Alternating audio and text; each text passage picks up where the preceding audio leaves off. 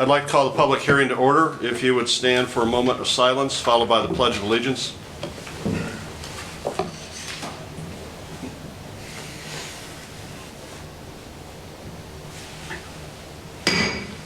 I pledge allegiance to the flag of the United States of America and to the republic for which it stands, one nation, under God, indivisible, with liberty and justice for all. Welcome everyone watching at home and those who are calling in. Madam Clerk, would you call the roll, please? All right. Trustee Carter. Present. Okay. Trustee Mariscal. Present. Trustee Kazam.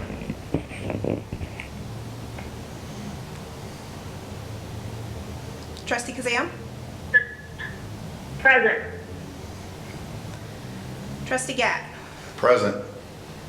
Trustee Weisenberg. Present. Trustee DeVore. Present. Okay, welcome everyone. We have everyone participating. We beat item 4, the fiscal year 2020 to 2021 operations budget review. The first is the library. Madam Clerk, would you give a summary of the library's budget? Yes. We have a summary sent in by the library director, Mr. Sean Edwards. He stated the following. Peoria Heights Public Library trustees and I recognize that the COVID-19 pandemic has the potential to impact tax collection and distributions. We are optimistic that life will eventually return to a semblance of normality. Until then, the library will operate cautiously and with an eye on the frugal expenditure of received tax dollars. The library's fiscal year 2020-21 budget reflects an increase of approximately 2% over the previous year's budget. The greatest increase is in the salaries line and reflects the state's mandated minimum wage increase and the addition of a full-time youth services staff member. The lines for books, periodicals, and audiovisual, audiobooks, and movies are budgeted lower than last year. The difference will be made up primarily by per capita grant funds received from the state of Illinois. Over the past few months, the library has planned for parking lot improvements this spring.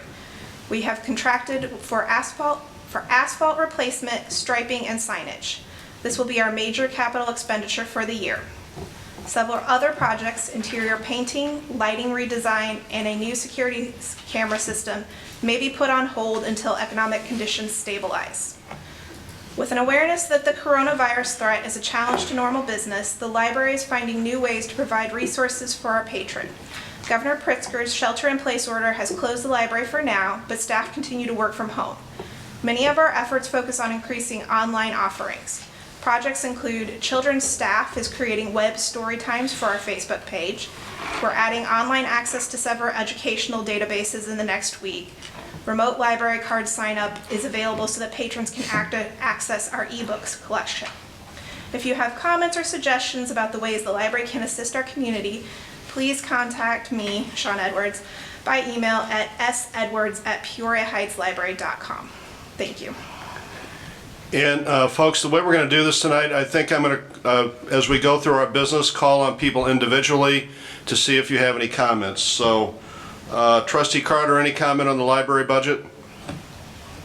Just a moment. No, I'm okay. Trustee Gedd? No, Thank you, Cheryl. Trustee Gedd? I'm fine with it. Trustee Mariscal? I'm fine with it. Trustee DeVore? Just a moment. Trustee DeVore. Trustee DeVore, any comment on the library budget? No, I have no comment. Okay. Trustee Kazam? Oh, sorry, Trustee DeVore. Trustee Kazam. Trustee Kazam? Trustee Kazam. No comment. Okay. Trustee Weisenberg? No comment. All right. Just a quick overview of the village budget. Nearly a little over a year ago, we were faced with a $900,000 deficit. We've come a long way since then, thanks to the citizens, thanks to the hard work by the village employees, and a strong economy. As we face this coronavirus situation, we know the economy is not as strong as it was a couple of months ago. When we began the budget process, I asked Chief Sutton to prepare a very conservative budget, conservative on revenues and conservative on expenditures. He did that, and I also asked him to make some adjustments as we got into the coronavirus issues. So I would ask Dustin if you drill down a little bit deeper on the budget you prepared. Sure. Thank you, Mayor. I'd like to just echo what Mayor Phelan just presented. This is uncharted territory for all municipalities working on their current budget, but I'm very, very thankful for Stephanie, the department heads, for working on this for the last 2 months. Even up until a couple of weeks ago, we had to adjust it even further because of the circumstance that we're facing. So what you have tonight is you have a balanced budget that I am recommending that you approve. Now, just because I am recommending approval doesn't mean we're going to have to be very, very strict on our spending, at least the first 2 quarters of this budget. So my recommendation is to move forward with passage, but again, everything will have to come back to this board, obviously you know that, for approval over the 2,500 threshold. So if you have any questions, I'll be more than happy to answer them. I have Stephanie here as well. They can go through any individual line items if I don't have the answer. And I might add, I think it's very important that we pass a budget. There's probably going to be some unknowns in revenue and expenses, but I think we need to pass a budget. And just like anything else, budgets are subject to amendments. So at any time, the board can choose to make adjustments in the budget as we go forward and get more information. So with that being said, I will go to Trustee Carter for any comment or questions. Cheryl? Okay, so, excuse me, I do have just, I don't know if they're questions, just maybe concerns. Okay, the budget that we got on March 20th, that's the one that everybody's looking at, for one. 2, when you said, Chief, when you just said $2,500 threshold, that's, nobody can spend over $2,500, it has to come to the board, right? That's my second question. My third is, if we pass the budget as it is right now and it gets worse out there, I mean, how soon will we come back around and visit this again? Do you have any idea? I know it's all up in the air. Everybody's frustrated. It's an unknown. We have no idea where we're going to end up, really. Trustee Carter, you are correct on the threshold unless it is an emergency, and there's some other guidelines on what can be done there. But going back to your question on the budget, you're exactly right. There are a lot of unknowns. I'm very optimistic to think that, things will, after the first quarter or 2 that we will start to trend up, but there's really no, I really can't answer that, but that's why we have scaled back the budget, very conservative. We were already conservative, even more conservative on this last draft, so that's why I'm saying that, we're coming in off the heels of a very good budget, but moving forward, there's a lot of uncertainty. So I think we will be safe with this budget, but you are exactly right. We have to be, cautious, and we will. And that's what we've done over the last 2 years. That's how we dug out of a $900,000 deficit. So I think that, this board, this administration understands big hills to climb, and I think we've done that. And this is another one. This is another challenge, but I'm very confident that we will get through it and with this budget in front of you. Okay, and the one that we're all looking at, it's dated March 23rd, is that right? Yes. Correct. The right one. Correct. That is correct. Okay, thank you. I don't have anything. Thank you, Trustee Carter. Trustee Gett? I have no comment. I'm fine. Trustee Mariscal? Just a moment. I'll get her. Where'd she go? I don't see her on the line. Trustee Mariscal, any comment? Okay, I'm going to temporarily. I don't see Trustee Mariscal on the line. I'm going to temporarily unmute all of you so that Trustee Mariscal can speak if she can. Trustee Mariscal? Can you hear me now? Yes, go ahead, Diane. Thank you. Okay. Just a couple quick questions. So, just looking at the revenues No? Okay. Sorry, Trustee Mariscal, we're having some technical problems. It's okay. So Stephanie is looking at like some of the projections because we know a lot of it's just, kind of what we think. On the projections for like the food and beverage taxes and the video gaming tax and things like that, where we kind of are in line with where we were in 2019, 2020. Do you think we need to adjust those down? Because if we do, then are we going to stay balanced or are we going to go unbalanced? So specifically, I have actually dialed back the home rule, food and beverage, state, video gaming was dialed back as well. I know they look like they're just underneath the projections for this year, but they actually were projected to be higher than this year next year. So they've been dialed back. Part of what's going to happen is because this is happening now, some of this is going to hit us in this fiscal year and some of us is going to hit us in next fiscal year. So it's going to make the reports look a little weird for a while. We will be talking about this pretty much every month when we do our financial reports. Okay, and then how do we go if we decide that we want to make amendments to this at some point? Do we just have to have this put on the agenda to relook at it, or are we going to make it a monthly thing that we look at it again, or? Well, we meet 3 times a month, so administration will be paying attention to this every day when they pay bills and weekly, but the board will be taking a look at this every time it meets, and anytime the board chooses to make an amendment and there's a majority that agrees, an amendment can be made to the budget at any meeting. As long as we go through the right process. The 2,500, that anything over 2,500 that would have to be approved by the board. Is that superseded by what we voted in that gave you that executive power to go ahead and just pay something if you needed to or get something if you needed to? I'll let Mark Walton answer that. Counsel?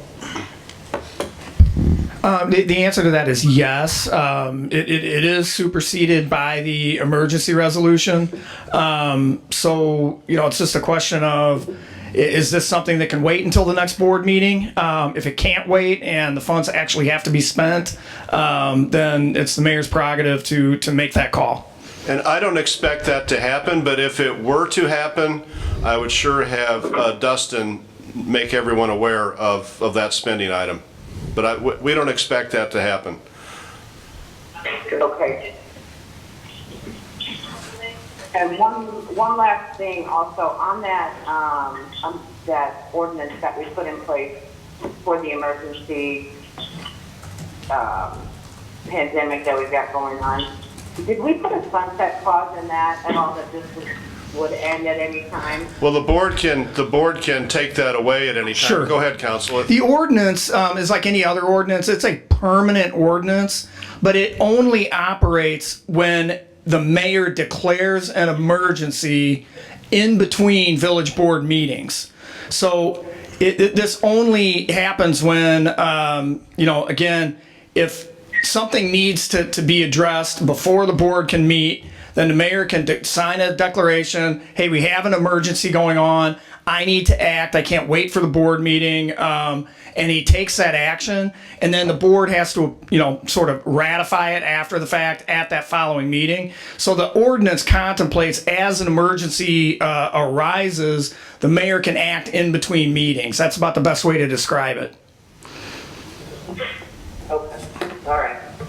That would be all the questions I have at this time. Thank you. Thank you, Trustee Mariscal. Next, Trustee DeVore. Can you hear me? Yes. Okay, all of my questions have already been answered. Okay, any comments, Sarah? Nope, I do not. Okay, thank you. Next would be Trustee Kazam. All right, Trustee Kazam. Thank you, Mayor. Yes, I had some of the same questions that have been asked by Trustee Frederick. of trustee Marisol, and they've been asked and answered, and I feel very confident in the next month and maybe year we'll be looking at this often. So I feel confident with this budget. Thank you. Okay, last, trustee Weisenberg. Thanks, Mayor. As one of the newer village board members, this is my first budget. I appreciate the work of administration to present a balanced budget. I think that's important. What I am concerned about is I've not had an opportunity in a public group setting to discuss budget priorities with other board members. I think we had the presentation, and that I don't think we've met regarding the budget since. There were several meetings that were canceled that we could have been meeting to discuss the budget, but it was decided that we had nothing to talk about, and now we've got to pass a budget. Is it normal to adopt a village budget with so little discussion amongst the board as a group? Is that normal? Well, I look at it differently. I think we've had a lot of discussion, but I've only been here a couple going on 3 years. Chief Sutton and Trustee Gett have been here a lot longer, so I would ask them to take a shot at that. Sure. Thank you, Mayor. You've been here 24 years, right? Correct. Looking back on how we've addressed the budget in the past, I think that we have had the same opportunity to discuss it, and availability is, I wasn't the administrator at that time, so I can't answer how he addressed this. I can tell you how I did it as a police chief, as far as communication with the administrator, meetings with the administrator, more one-on-one in the group settings of issues that I had. As far as, you have to remember also that there was a time where we only held one board meeting a month. The rest of it were tables smashed together and really, just having very casual dialogue. We sit up here 3 times a month in a more professional setting, more efficient, I believe, in my opinion. But again, I think that I have contacted all the trustees, and some have taken me up on that, asking me questions on the budget moving forward, because, I always want to be available. Is it a little bit different format? I don't think it is. I think it's actually more efficient. I know we had one meeting where, after the presentation, that I did discuss that if you had issues, please contact me. If you had something now, I could address that. And Stephanie, who is my right hand on this, would be able to answer that as well. But I wanted to give you some more time to review it, but also have the same platform that if you had questions to come up and ask. And some have, as you've heard. But as far as the past, I think that every administration does things different.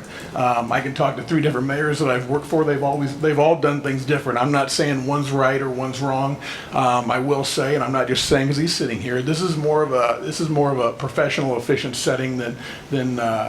But again, not saying that the others were wrong, but it is a little bit different. But I think the opportunities are just as many, or if not more. So hopefully that answers your question. It does, and I just want to clarify, the communication between myself and you has been great. The Open Meetings Act really handicaps the board to have group discussions unless we're in a public meeting. So that was my only concern. There haven't been a lot of public meetings where we've all been able to engage in a group regarding the budget. So I think the information I've gotten from you is great. The budget's balanced, which is a good thing, but I was just concerned about the lack of group discussions. It could have been a perfect storm as well with what we're dealing with. There probably would have been more options to meet. I mean, maybe a couple more. We had to cancel the one meeting. Here we are now. A majority of us are calling in. So I think that's just kind of what we're dealing with now. So I guess ideally, we would have had a couple more. Okay. That's why I tried to be over the top on the communication to say, please reach out, because we are in uncharted territory with this. So, Well, I would chime in and say, I would challenge you, Trustee Weisenberg, as a member of the board, to think about other ways that maybe we could improve on this. But, when we offer to meet, and I would hold meetings anytime, or a summit, I would have a Saturday meeting and a more informal meeting. We do have to comply with the Open Meetings Act, but anything we can do to improve communication or help people better understand the budget and the process, I'm all for. And, we're trying to be as available as possible. So any ways that we can do it differently to improve communication, I'm in favor of. But I just don't like to call meetings to be calling meetings. So if the majority of the board doesn't see the need to have a meeting, I feel, we don't do that. So I go at your direction of the majority of the board, what you want to do. Thank you, Mayor. And one question for council regarding the sunset clause. I know Peoria has a similar sunset clause built into their ordinance. I think it's 30 days. Are you familiar with what Peoria has done? I'm not. I know that, with any ordinance, you could build an automatic sunset. Like this ordinance is only effective until, April 30th or May 31st. We didn't do that, but that doesn't mean that we can't revoke that ordinance at any time. We could put it on the May agenda to revoke it. Or But again, amend it, right? what's that? Or amend it. Or amend it. As I explained at the last meeting, and there's a lot of confusion about the ordinance, so, forgive me if I'm retreading, ground that's already been trodden, but this ordinance is meant to address any manner of catastrophe, whether it's like the Washington tornado. We're not prone to getting flooding here because we're up high. I guess down by the river that would be an issue. But storms, massive power outages for long lengths of time. There's all kinds of disasters, whether they're natural or disease, where this ordinance would enable a mayor to take action on an emergency basis in between meetings. So the ordinance is a good idea to have. Most municipalities didn't have it because they didn't realize they needed it. I think Washington would have liked to have had it back when the tornado struck, but they were able to meet and they addressed any emergency issues that they had. This pandemic is, unlike just about any type of natural disaster that you could conjure in your mind, has such a lasting, impact and such an unpredictable impact that it just makes sense to be flexible. Have you had any municipalities amend the ordinance to make the use of those emergency powers automatically trigger a board meeting?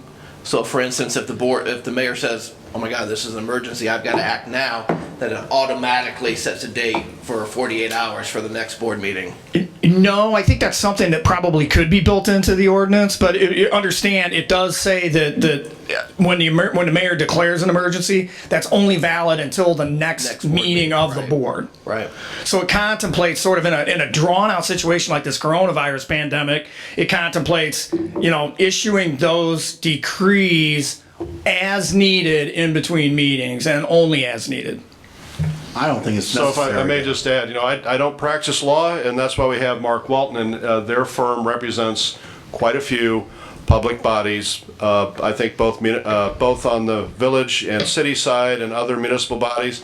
And I didn't go to him and say, here's what we want. I went to him and said, what is everyone else doing? Right. And let him develop the ordinance that way. And point of fact, I'm the one that recommended it because we did that with all of our public bodies. We recommended all the municipalities that we represent, and I think without exception, all of them adopted it. And then each municipality has its own, sort of way that, they have personalities, if you will, village boards, city councils, and so forth. So every town does things a little bit different. Right. But again, you don't want to be caught in a situation where you need to be able to buy something, you need to, charge it on a credit card or write a check for it on the spot. And you can't do that because the minimum amount of time to have an emergency meeting is 24 hours. You got to post notice. And just to elaborate on that, Mayor, the only reason I mention it is I did have a few constituents that approached me.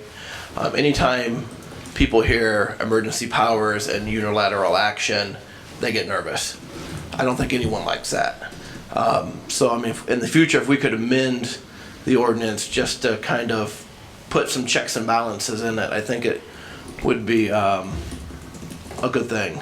Well, if you would do that, an email, we'll send it on to Mark to put it on the agenda for consideration. And look, I'm in contact with an awful lot of local mayors. We have a group that meets together, and I don't think any of us want this extra power or extra responsibility, but I think people are in a position, and if there's an emergency, we want to be able to act. But we all hope that we don't have to do that. So this is just, again, based on advice from council and in collaboration with the board. So whatever all of you want is what I want. So whatever the majority wants to do is okay with me. Do you have any other comments on the budget? I don't. Okay. All right, so we'll move on to comments from the audience, and this is a new area for us. So if anyone from the public wants to make a comment, please chime in and give your name and address, please. So Stephanie can. Yes, I'm going to go ahead and just. regular meeting now? No. Oh, okay. I'm going to unmute everyone, so anyone who's on the line, please speak, but take turns. Anyone on the line from the public who'd like to make a comment?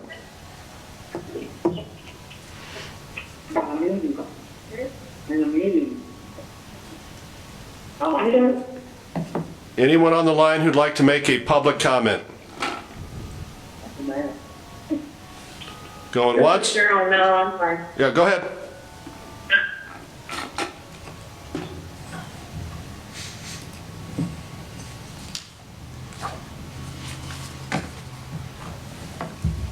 Anyone on the line would like to make a public comment? Going once? Going twice? Public comments closed. I'd ask for a motion to adjourn the You are muted. public hearing. I make a Just motion to moment. adjourn the You are public. unmuted. Sorry, I had to temporarily mute us, so now, if you could please make your motion. I make a motion to adjourn the public meeting. I second it. All those in favor of the motion signify by saying aye. Aye. Those opposed? Aye. The public hearing's adjourned. Give us about 2 minutes and we'll call the regular board meeting to order. So just give us a couple minutes, please.